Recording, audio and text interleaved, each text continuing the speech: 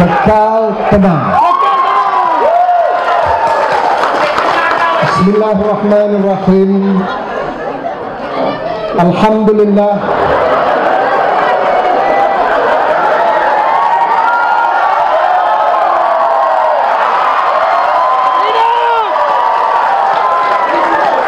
Summa alhamdulillah. Wa ma taufiqi wa qusani illa billah. Alaihi tawakkaltu wa ilaihi unib. Assalamualaikum warahmatullahi ta'ala wabarakatuh. Salam sejahtera. Apa kabar semua? Kabar baik. Are you ready? Alhamdulillah.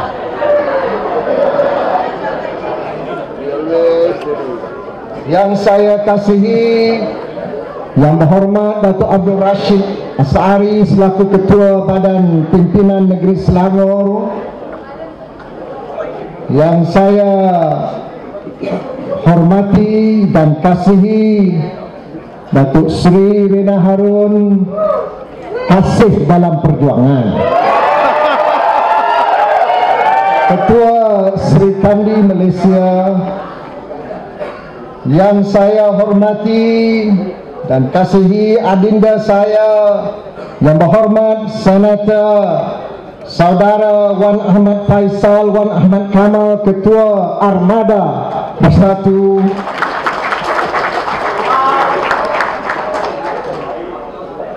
Saya ada 3 muka surat salutation ni.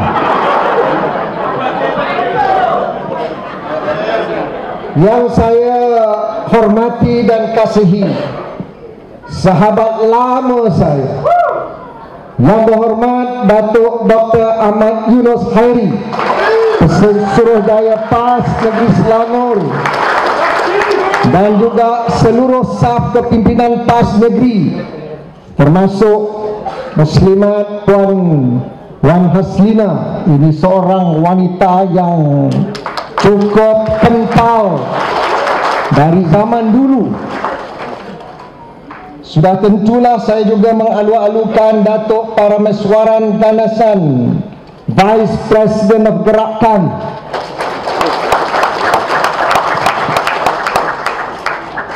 yang saya hormati Datuk Dr. Zulkafli Haji Hanafi Timbalan, Ketua Badan Pimpinan Negeri Selangor, Datuk Azman Yaakob selaku Setiausaha Negeri, seluruh staf kepimpinan Bersatu Negeri Selangor, ketua-ketua bahagian, ketua-ketua armada, ketua-ketua Sri Kandi, dan ketua-ketua Sri Kandi Muda, yang ketua armada bersama mereka berjam-jam hari ini.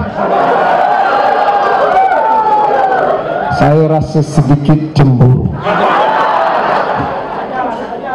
Seluruh perwakilan saudara-saudari yang saya kasih sekalian, saya juga teruja.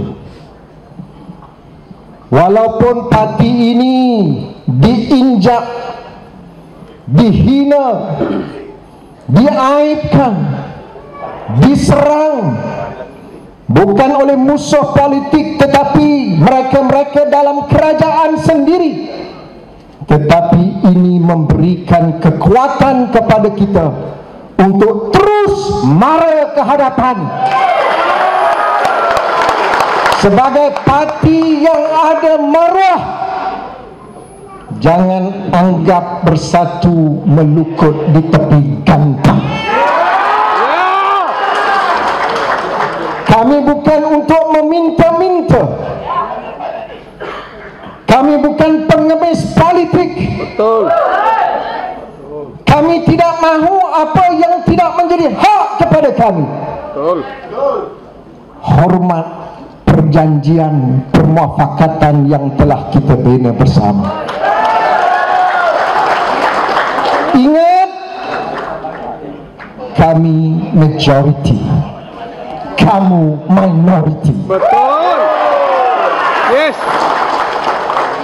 Lihat saja perhimpunan pada petang ini, kursi penuh, maknanya kita telah berjaya mengagih kerusi dengan baik.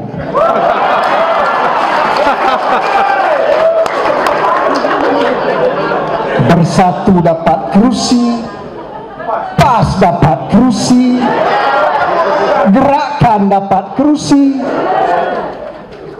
bersatu dapat kerusi. Sama-sama dapat bersekutu.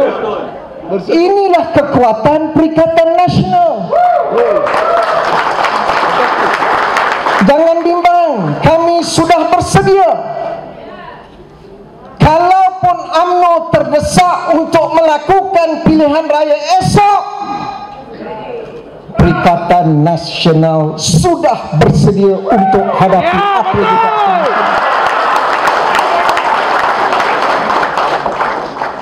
Sudah tentulah kita mahu pertimbangan itu diberikan atas situasi semasa. Jangan kamu terdesak kerana arahan kleptokrat. Betul. Rujuk perlembagaan. Perlembagaan dengan jelas menyatakan yang menasihati yang di Pertuan Agong adalah jemaah menteri. Perdana Menteri pergi menghadap dengan mandat oleh jemaah menteri, bukan mandat oleh Presiden UMNO ataupun puak-puak UMNO. Betul. Sebab itu saudara-saudari, saya teruja pada petang ini. Begitu ramai yang hadir, semangatnya berkobar-kobar. Saya tak takut dengan 1-2 kerat di Tanjung Karang tu.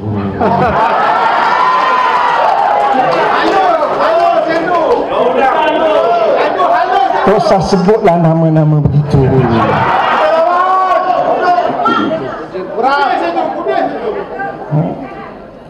Ini semua cicak mengkarung.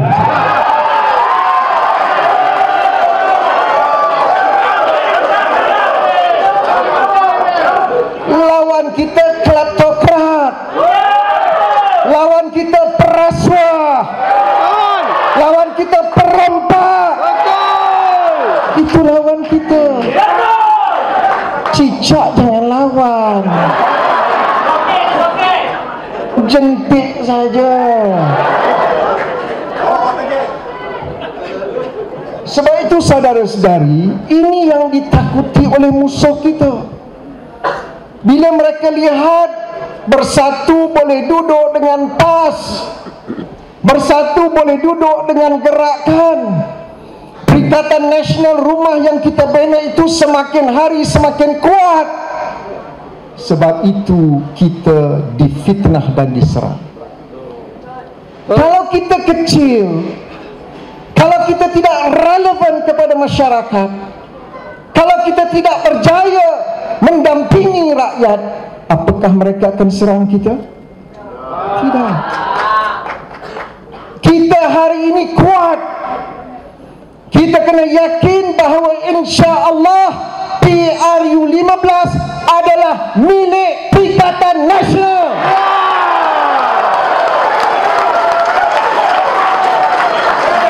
Bukan sahaja di Selangor, Seluruh Malaysia, tetapi insya-Allah seluruh negara.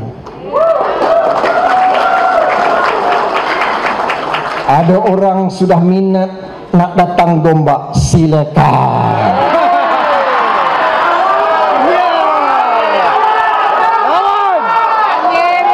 Gombak terbuka. ya betul. Kita lawan. Saya anak jantan. Sokong. Silakan. Dari PD ke Gombak. Kita tak takut. Nak hantar isteri pun boleh. Nak hantar anak pun boleh. Kalau berani, hantar diri sendiri di Gombak.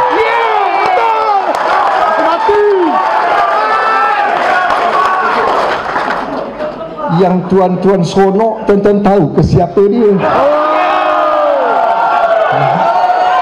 Saya tak sebut nama. Presiden PKR. Tapi ada tahu. Tetapi kalau saya tengok,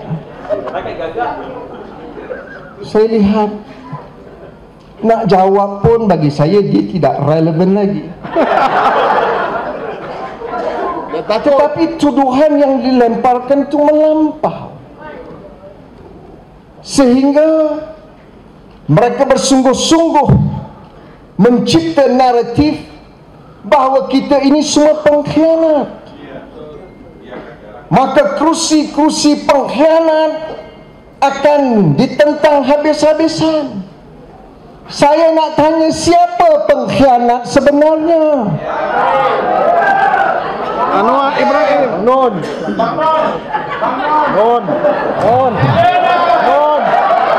Abang Non. Apakah rakyat sudah lupa peristiwa Langkah Kajang? Hari ini saya akan landahkan siapa bapa pengkhianat sebenarnya. Seorang wakil rakyat. Bukan. Dengar dulu. Apa? Silakan naik ganti saya tidak.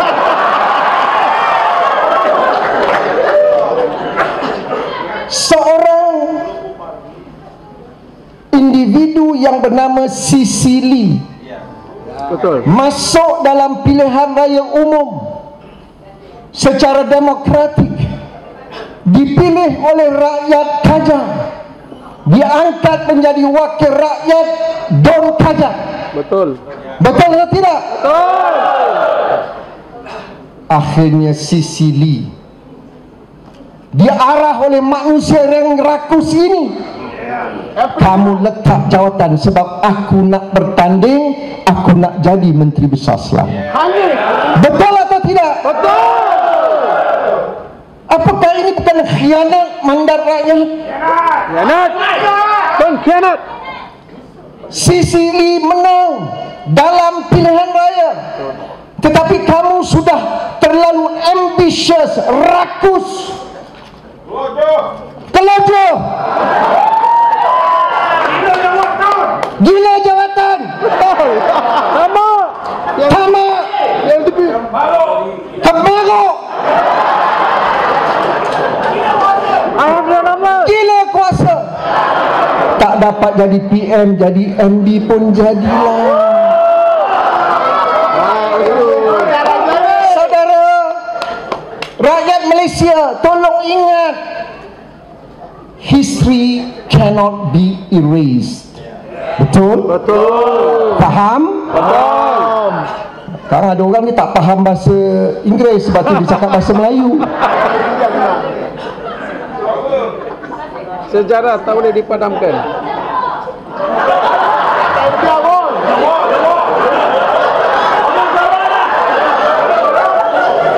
Saudara, ini yang berlaku. Kita tidak setuju, tetapi dia mengkhianati mandat rakyat. Betul. Maka Sisili letak jawatan, dia pun sudah buat bus jaket nak masuk pilihan raya kecil Kajang for no reason. Bukannya Sisili itu mati. Audition dipaksa. Tetapi takdir Allah tidak membenarkan beliau menjadi wakil rakyat. Pum, masuk balik. Ini semua ketentuan Allah, betul? Saya ingat lepas masuk tu tak apalah, bagilah aku peluang jadi Menteri Besar. Gelak aku yang kena. Dia letak isteri dia. Betul? Bukankah itu khianat namanya? Ya, betul. Saudara, jangan lupa sejarah. Audition sama. Orang India jangan lupa sejarah. Yes. Orang Cina jangan lupa sejarah. Yes. We need a strong leader, bukannya pemimpin yang korup dan pemimpin yang rakus seperti ini. Lepas istrinya menang, tak dapat juga. Alhamdulillah dapatlah Gombak. bukit antarabangsa, bukan Gombak. Gombak tak boleh jadi menteri besar. Dan saya dapat mandat itu, alhamdulillah saya laksanakan. Elok berapa bulan kacau saya, suruh saya pecat Dr. Yunus. Kesian dia. Parti saya ni menteri besar, saya timbalan presiden, tetapi arahan daripada ketua parti saya pecat PAS daripada kerajaan. Bukan tak patut, zalim. Sebab itu sampai sekarang PAS sayang dengan saya.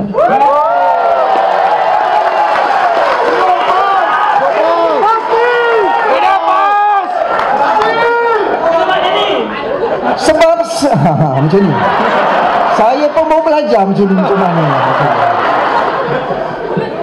Sebab saya beritahu dengan parti saya, mereka menang 15 kerusi itu adalah mandat rakyat negeri Selangor yang menyokong PAS dalam pilihan raya.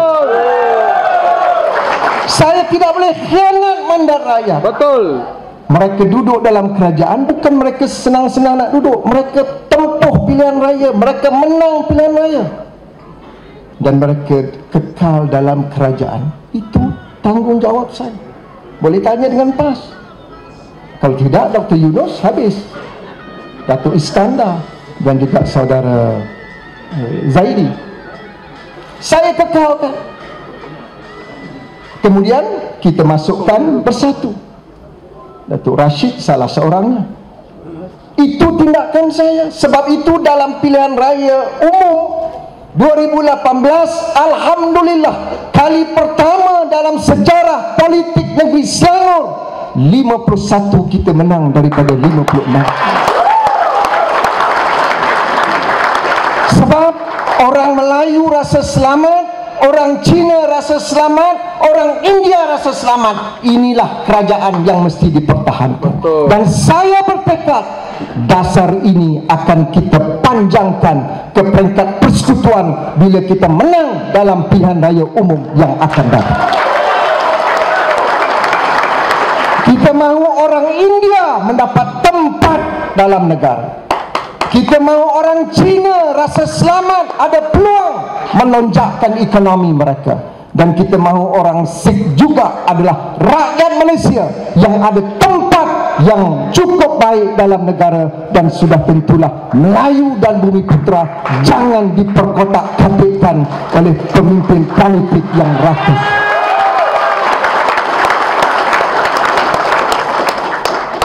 Itu peristiwa yang kedua. Yang ketiga, Port Dickson. Orang ke audition. Ada lagi orang tu. Jangan lupalah. Ingat.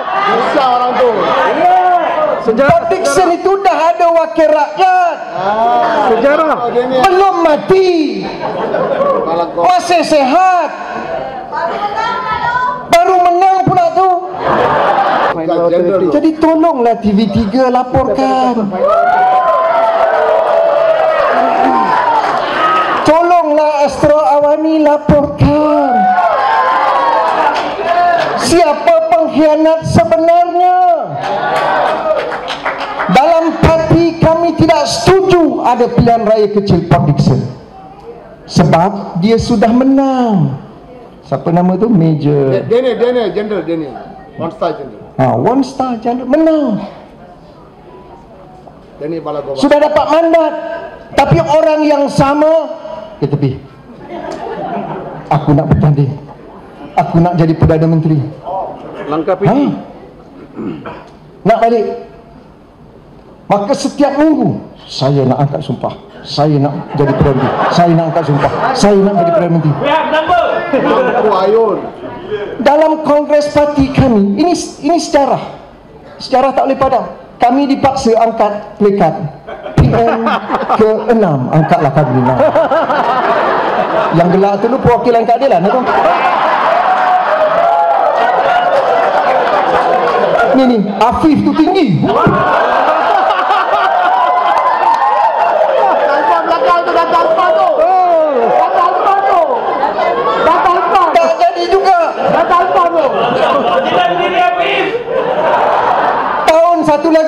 Angkat lagi, PM ke-7.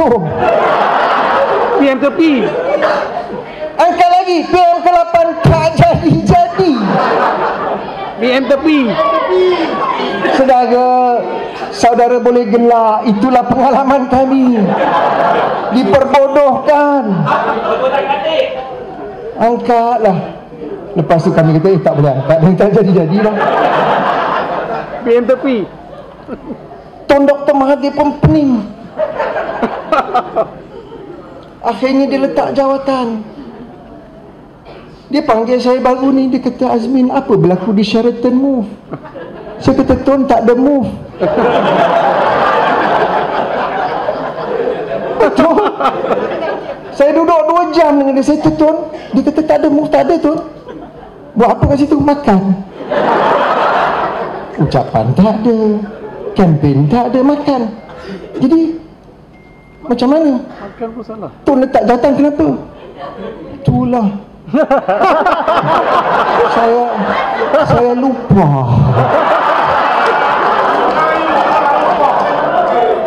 Kalau Tuan lupa, nak buat macam mana? Sebab pada 21 Februari, hari Jumaat, 9 malam, kita ada majlis Presiden Pakatan Harapan. Saya masih ahli. Malam itu, dia paksa Dr. Mahathir tentukan tarikh letak jawatan. Maka berlaku pertengkaran yang amat panas. Saya ingat Datuk Seri Rina ada. Dia nak Dr. Mahathir letak jawatan selepas APEC. Maka saya salah seorang yang bangun. Saya berdiri. Saya timbalan Presiden. Keadilan. Zaman jahiliah dulu.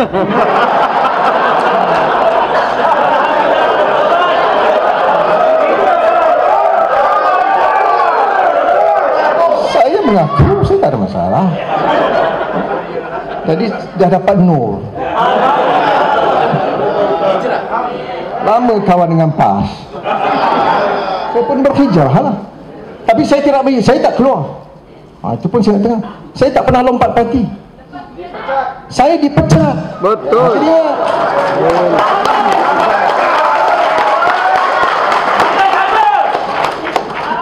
maka saya bangun. Saya kata, jangan paksa Dr. Mahathir tentukan tarikh.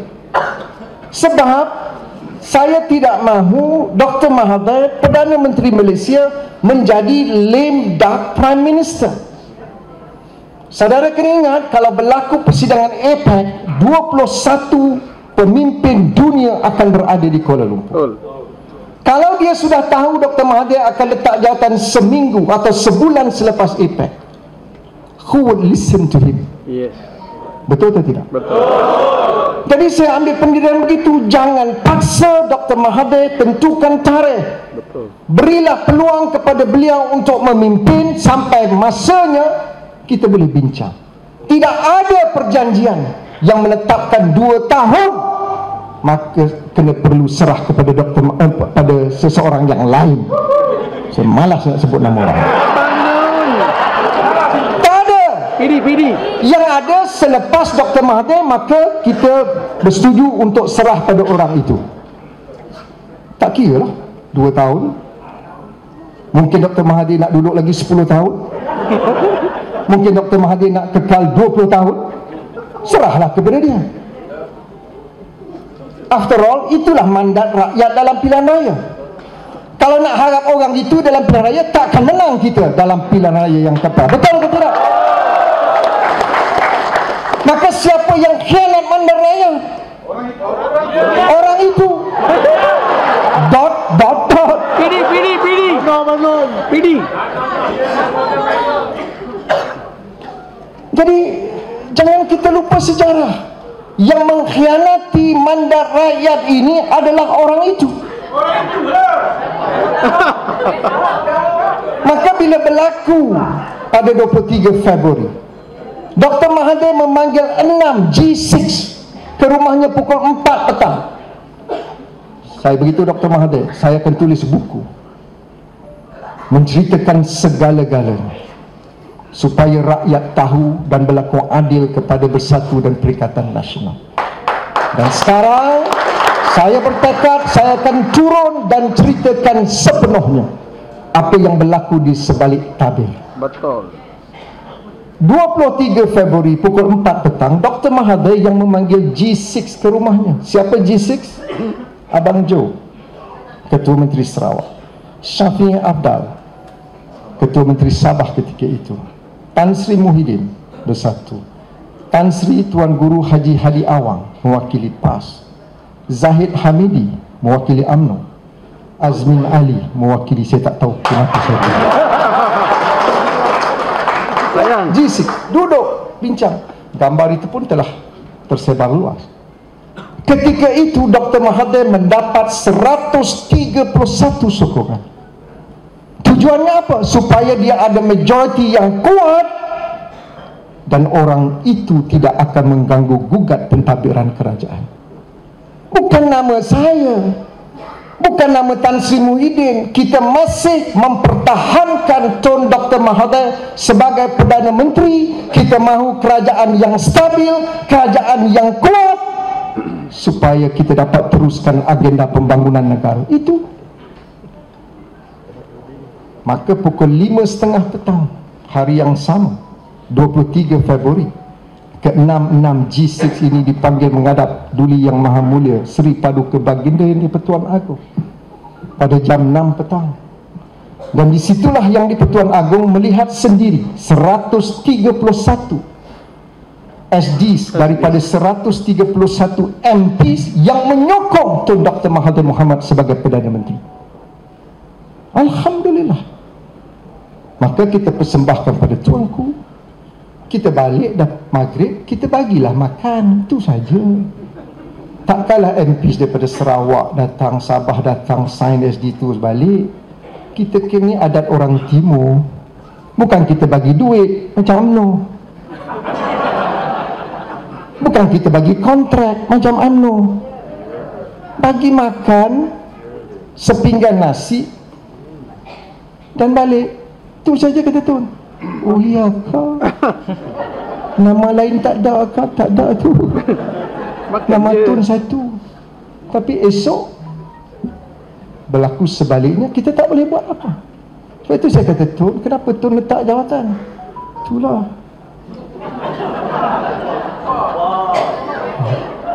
Tak apa, itu sudah menjadi sejarah. Yang saya nak sentuh ini, mengapa kami dikatakan pengkhianat? Seperti Datuk Seri Rina sebut, kami adalah penyelamat kepada umat dan negara Malaysia.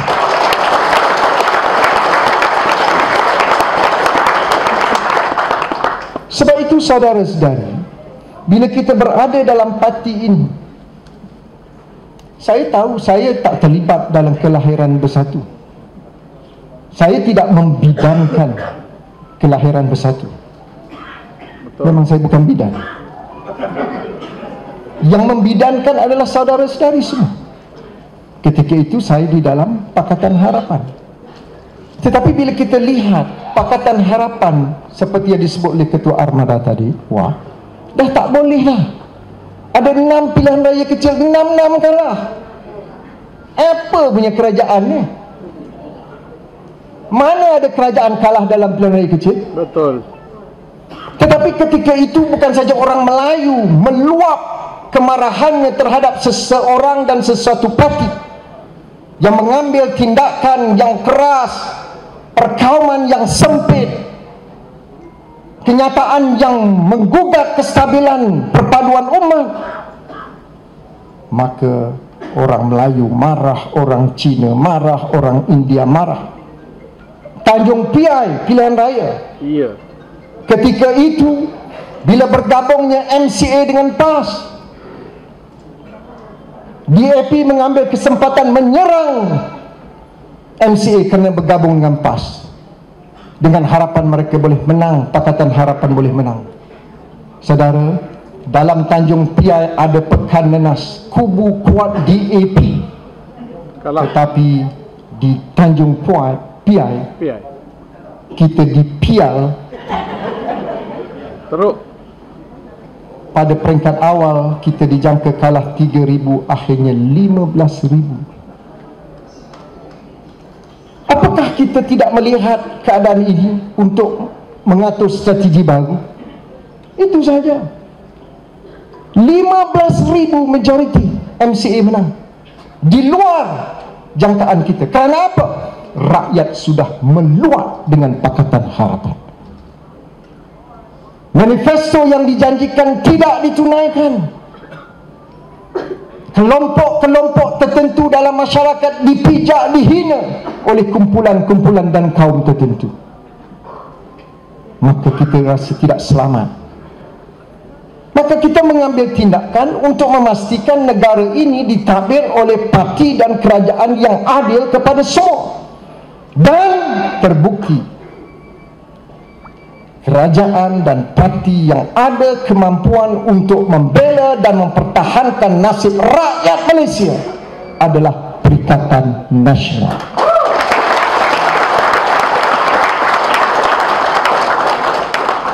Ada orang tanya, apa matlamat bersatu? Matlamat bersatu jelas. Kita nak terus perangi kemungkaran jenayah rasuah. Terbukti ada orang yang berbaik-baik dengan kleptokrat. Lihat saja Pakatan Harapan, khususnya keadilan. Baru-baru ini masih lagi boleh duduk dengan kleptokrat tertentu sebelum hukuman dijatuhkan. Apa tujuannya? Saya mengambil pendirian dan saya beritahu dengan Tun Dr. Mahathir, sementara UMNO adalah sebahagian daripada kerajaan, tetapi kami tidak akan kompromi prinsip-prinsip untuk melawan perasuah dan perompak di dalam UMNO dan kerajaan. Saudara, apabila ada cadangan untuk menyerahkan, menganugerahkan dan memberi tanah bernilai 100 juta ringgit kepada seorang penjenayah, inilah insan yang lawan habis-habisan dalam jemaah menteri. Jangan dibenarkan seinci pun. Itu rekod. Betul, Perdana Menteri, bekas Perdana Menteri kita menghormati pengorbanan mereka. Almarhum Tunku Abdul Rahman, almarhum Tun Razak, almarhum Tun Hussein On, dan kemudian Tun Dr. Mahathir, kemudian Tun Abdullah Badawi. Memang hanya Tun Dr. Mahathir yang tidak mengambil apa-apa daripada kerajaan, ya. Tetapi tak mengapa mereka tidak terlibat dalam jenayah. Bukan sedikit, berbilion. Jadi pendirian bersatu jelas. Bila kita bina Perikatan Nasional, matlamat kita nak lawan mereka. Kita tidak kompromi. Jadi binalah rumah ini, kita baru bina. Baru 2 tahun, 3 tahun. Mungkin belum cat sepenuhnya, kita cat lah. Tingkap warna hijau, pintu warna merah, kan? Warna biru. Cat elok-elok. Letak dulu tilam lemek, sekarang letak tilam yang tebal sikit. Tak ada masalah. Tapi kalau nak berkawan, betul, saya tak ada masalah. Saya menyambut baik saranan penyatuan ummah, perpaduan ummah, bagus. Tapi perpaduan ini tengoklah dengan siapa. Takkan kita nak bersatu dengan pengompak, lanun. Tak boleh.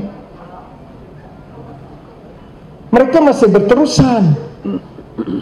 Lihat saja lepas dapat kerajaan, dilanyaknya Perikatan Nasional habis-habisan. Tak bolehlah. Tetapi kalau ada kesedaran dan keinsafan, kita alu-alukan. Dan kita mahu perpaduan ini merentasi kaum. Jangan orang Melayu saja bersatu, kita tinggalkan orang India dan orang Cina, orang Sikh, orang lain. Tidak boleh. Saya mahu perpaduan ini dibina untuk semua rakyat Malaysia. Baru Malaysia boleh maju ke hadapan. Sebab itu dalam pilihan raya ini, lama dah ni. Saya nak landing maghrib. Boleh jauh ni. Betul, sekarang kedai kopi bukan saja di Malaysia, satu dunia orang tanya ni. Saya bawa balik pada Turki semalam. Turki sekarang tak panggil Turki sebab dia takut macam ayam Turki, dia sebut Turki. Selalu pergi Turki. Satu hari, saya hanya ada satu hari jadi di Istanbul dan Ankara. Balik. Sebelum itu di Jepun, state funeral untuk Abe. Ya. Sebab saya mengenali beliau, dan beliau juga antara orang yang rapat dengan Malaysia. Sebelum itu saya di Cambodia. Semua tanya, bila pilihan raya? Jadi ini satu perkara yang tidak sehat. Di Turki, mereka juga pilihan raya tahun depan. Dia dah tahu tarikh, bulan Jun tahun 2023. Ni sampai sekarang seolah-olah itu kuasa mutlak Perdana Menteri. Tak, dulu boleh lah. Sebab itu bila perkara ini dibawa dalam mesyuarat Jemaah Menteri, kita putuskan tak boleh fokuslah soal ni, banjir ni. Rakyat susah. Jangan ingat Kelantan dan Terengganu saja. Lihat tahun lepas, bila kita tak ada, itulah jadi dia. Betul. Sini mudah kena. Dan itu memberi kesan kepada ekonomi, kesusahan rakyat.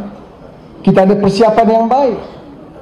Tetapi bagi saya, kita kena bersiap sedia sebagai parti, sebagai pejuang.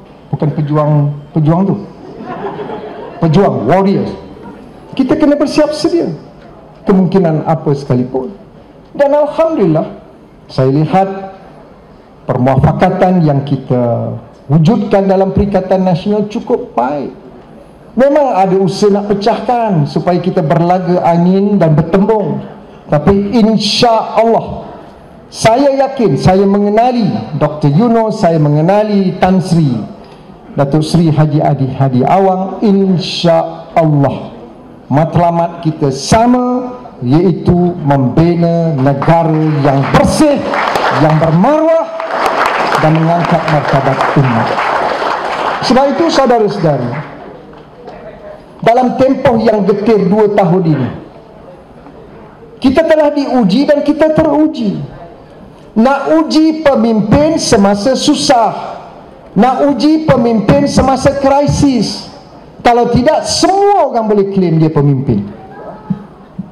Najib pun pemimpin, orang itu pun pemimpin, semua pemimpin. Dunia menghadapi cabaran yang amat getir. Krisis kesihatan, krisis ekonomi, Malaysia tambah pula krisis politik. Tetapi Tan Sri Muhyiddin Yassin sebagai pengerusi Perikatan Nasional, dengan dukungan yang kuat daripada Yang Berhormat Tan Sri Datuk Seri Haji Abdul Hadi Awang dan juga Datuk Dominic Gerakan, 2 tahun kita berjaya menangani kemelut 3 krisis ini. Saya boleh bagi macam-macam statistik. Jangan ingat pencapaian hari ini, jangan ingat apa yang kita tuai hari ini kerana kita semai 6 bulan lepas. Belum. Kejayaan hari ini adalah kerana semaian yang kita lakukan 2 tahun lalu di bawah Perikatan Nasional. Tadi disebut bagaimana program vaksinasi. Itu antara inisiatif utama Perdana Menteri ketika itu. Kita belanja besar lebih 5 bilion ringgit untuk memastikan semua rakyat Malaysia mesti diberikan suntikan. Ada yang menyanggah, dia kata janganlah bagi pekerja asing. Tan Sri Muhyiddin sebut secara terbuka, saya tak setuju, saya nak vaksin semua, sama ada rakyat Malaysia ataupun bukan rakyat Malaysia. Kerana prinsip kita yang dipegang oleh Tan Sri Muhyiddin, no one is safe until everyone is safe. Kita ada jutaan pekerja asing dalam negara. Kalau mereka tidak diberikan suntikan, hanya rakyat Malaysia, bagaimana pergerakan mereka. Mereka pergi ke tempat kerja, mereka boleh menular, menjadi ejen penular. Begitu far-sighted Tan Sri Muhyiddin dan juga Perikatan Nasional untuk menangani krisis kesihatan. Sebab itu kita sudah buka sempadan. Saudara jangan ingat ini perkara yang remeh. Saya baru balik pada Jepun belum buka, saudara-saudari. Itu negara maju. Negara China, kuasa besar dunia hari ini, sampai petang ini belum buka sempadan.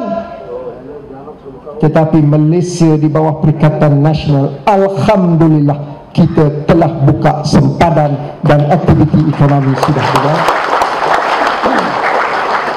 Lihat saja bagaimana kita memperkenalkan dasar-dasar ekonomi. Saya diasap teruk 2 tahun. Azmin, tutuplah kilang. Tutup. Ada pula seorang tu kata, saya dah tutup pintu depan, ada orang buka pintu belakang. Betul tak? Betul. Tak apalah, saya pun telan lah, nak kata-kata lah. Tetapi cabaran kita ketika itu, as a responsible minister, you have to strike the balance between lives and livelihoods. Bukan mudah. It was a nightmare for me to decide what are essentials and what are non-essentials. Tidak mudah. Saya beritahu dengan KP, Kementerian Kesihatan, jangan ikut sentimen. We must base on data and science. Jangan ikut emosi. We have collected millions of data for the last 2 years. Ikut data, ikut sains sebelum buat keputusan. So I took the responsible decision untuk open up. Sekarang alhamdulillah, Bank Negara umumkan 8.9% growth in the second quarter. Saudara, apakah kita boleh achieve this target kalau saya tutup semua industri pada tahun depan? Boleh atau tidak? The whole economy will collapse. Peringkat pertama bila kita lakukan total lockdown, 826,000 rakyat Malaysia hilang pekerjaan in June 2020. Kalau satu ketua isi rumah hilang pekerjaan, kali dengan 4 anak, kali dengan 1 isteri, kalau 1, sudah 5 juta rakyat Malaysia tidak ada pendapatan untuk bawa makanan untuk keluarga mereka. Apakah ini satu perkara yang perlu dilakukan? Saya tidak benarkan. Unemployment rate, kadar pengangguran naik hingga 5.7%. Tetapi hari ini kita punya kadar pengangguran sudah jatuh kepada 3.4%. Alhamdulillah.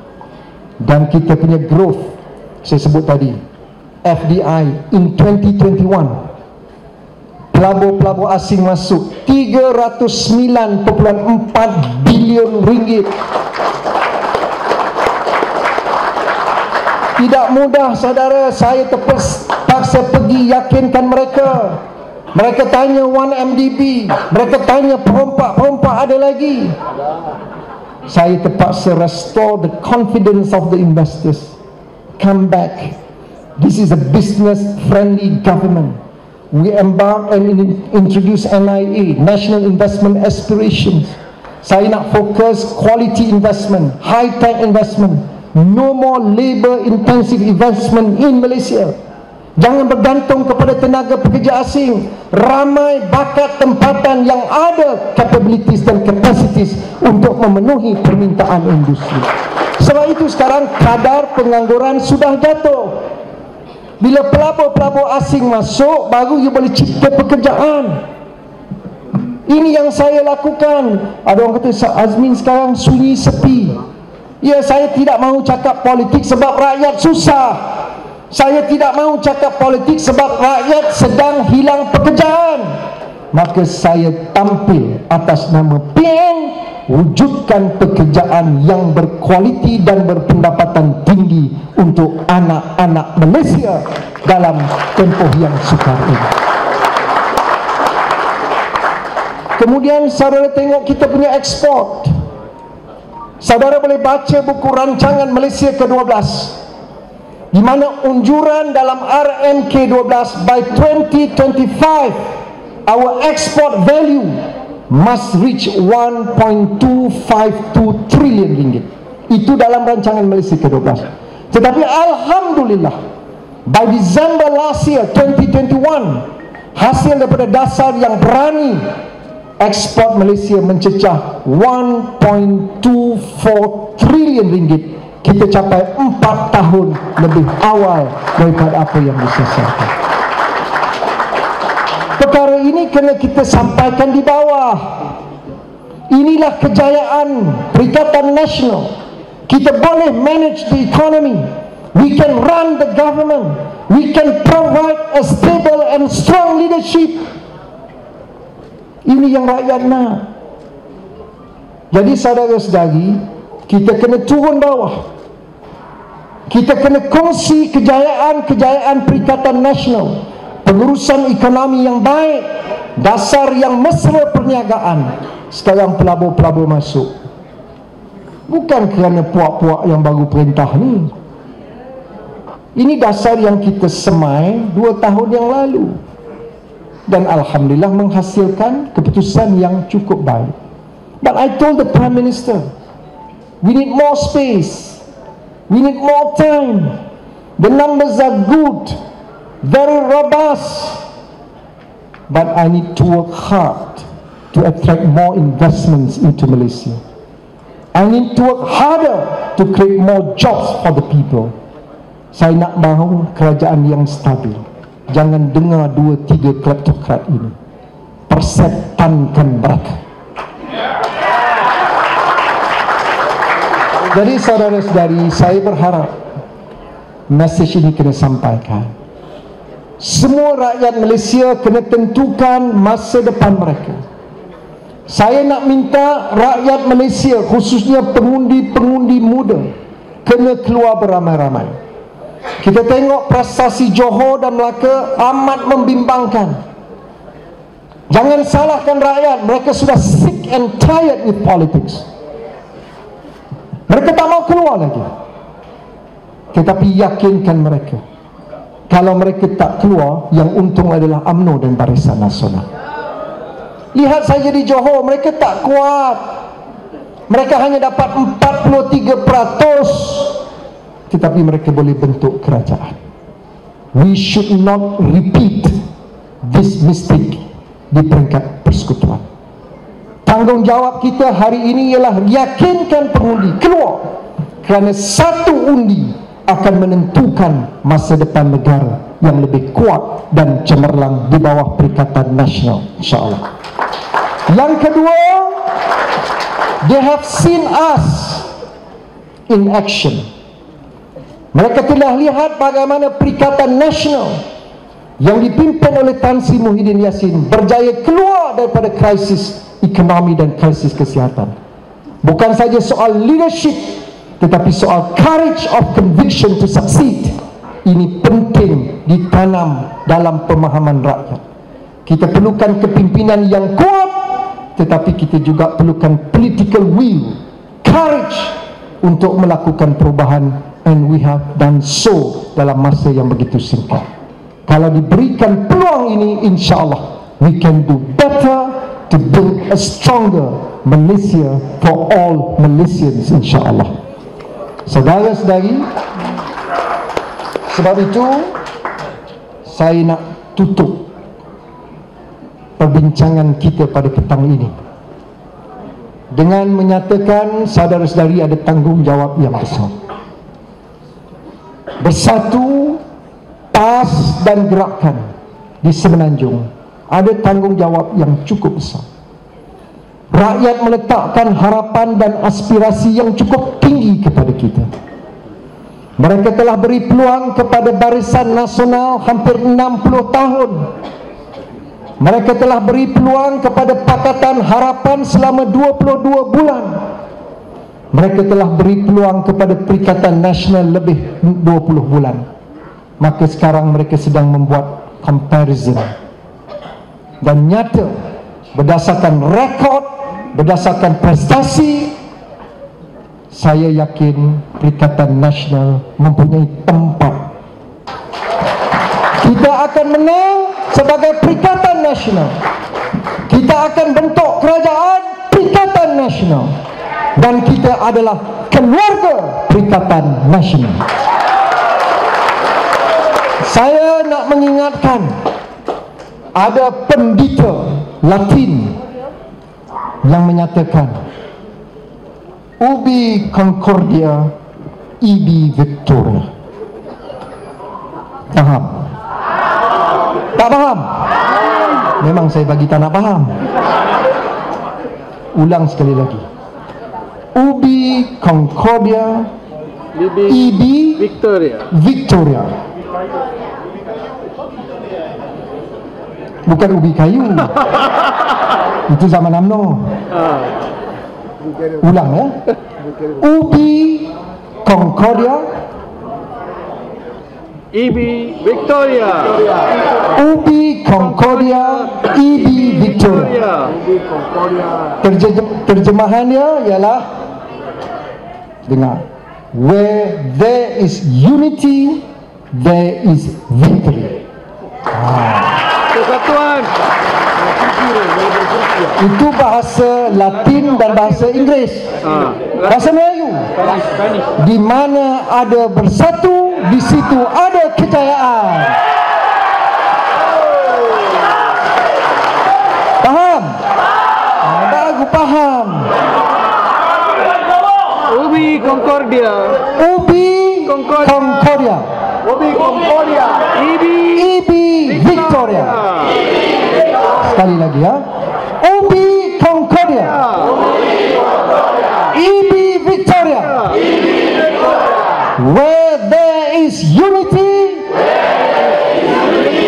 there is victory. Di mana ada bersatu, di situ ada kejayaan. Terima kasih. Wassalamualaikum warahmatullahi taala wabarakatuh. Bersatu, bersatu, bersatu. Demikian ucapan dan perasmian daripada Datuk Seri Azmin Ali. Seterusnya